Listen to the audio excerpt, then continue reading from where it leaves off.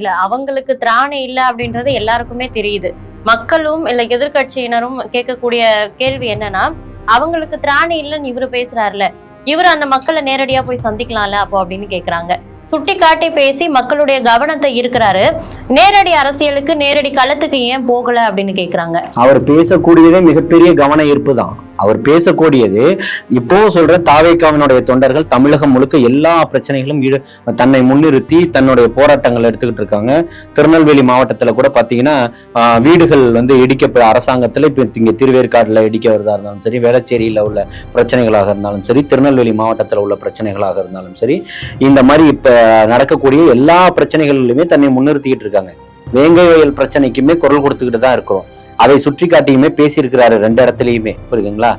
ஆனால் அவர் பேசக்கூடியதே மிகப்பெரிய ஒரு கவன ஈர்ப்பா எடுத்துதான் இப்போ இன்னைக்கு அரசாங்கத்துக்கு மிகப்பெரிய ஒரு தலைவலியை உண்டு பண்ணிருக்கு.